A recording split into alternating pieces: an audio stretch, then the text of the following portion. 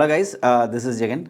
Okay, so right now, last week we have seen actually what is momentum investment. So some people ask actually whether the own momentum is good or momentum mutual fund is good or momentum ETF is good. So let me tell what are the ways by which you can classify what is best for you. So you can decide your own way.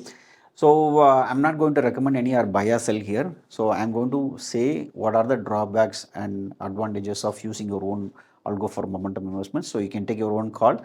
If you have any questions, please consult your SEBI advisor.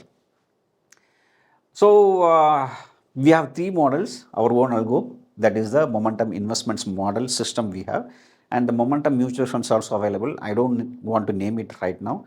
And there is a momentum ETF is also available with the exchange. So some alpha 50, high quality one. So like that actually there are some momentum ETF is also available. So you can choose either one. So what are the advantages? What are the disadvantages with this ETF? Okay. And say for example, you are using your own algo, the first problem you will face is a survivorship bias. So what is a survivorship bias? Say for example, if you are taking 10 years of time, before 10 years, what were the stocks in NSE 500? You don't know. Number one. Second one, even you know, you don't know the data because that stock is delisted right now. So you don't have a data. So getting a data cleaning is the biggest issue with the survivorship bias. But if you are backtesting with current NSE 500, the data will be completely different. So don't do any backtesting based on survivorship bias. So you have to remove the survivorship bias, then only you have to backtest. There are some third-party software.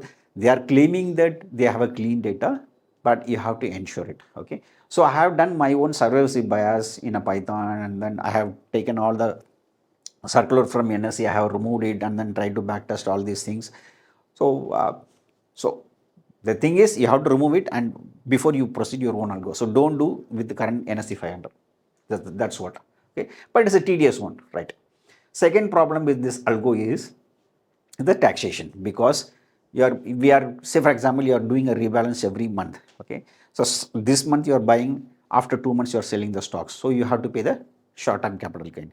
This month you are buying, maybe after a year you are selling, you have to pay the long term capital gain.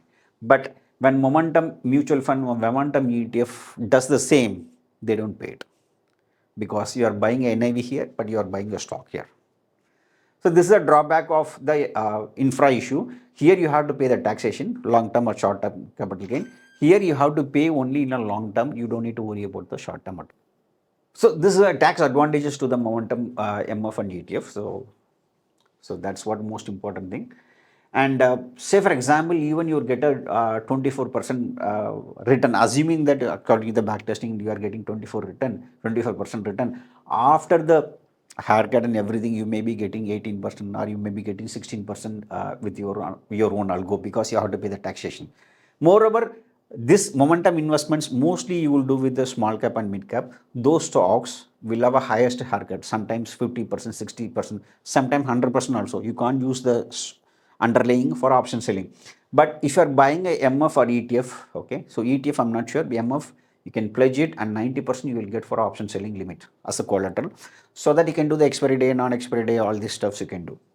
So that is the advantage of these corporate. But when you do yourself, you have to compromise. So thus you have to compensate this one, you have to make a good return. So my advice is actually, yes, there are some advantage. You don't get expense ratio, but here you get expense ratio. There is some advantage, but to compensate this one, you have to make more than 30% return in momentum investments, because then only after the haircut, not after the haircut, after the taxation, maybe you are getting 24% return and you are losing the opportunity of using a collateral, right? So in order to get rid of this one, actually you have to make more than 30%, then only it is viable to me, according to me. So right now I'm doing the momentum one, which I will explain in the next video. Some people will ask the question, Jagan, in a bear market, we will have unlimited loss with MF, right? MF or ETF, you will have unlimited loss, right? So for that one, you can have a regime filter. Say for example, market is below 200 SMA or DMA. What you can exit all your mutual funds and you can enter again, so that you don't get trapped in this bear market. Some people say that, no, though I have a less return, though I can't do the pledging part, I can come out of the bear market. Here also can come out of the bear market. Whenever the market isn't below 200 DMA, go and exit, simple. So that way, when you see anything, right, so you have to copy to the Indian market and you have to do some modifications so that actually how it will fit effectively for you. So with respect to the option also, I am going to teach you a lot of strategies for intraday, positional, everything. And trend following also I am teaching in Chennai. So that is happening in June 14th. So if you are interested, you can come and join.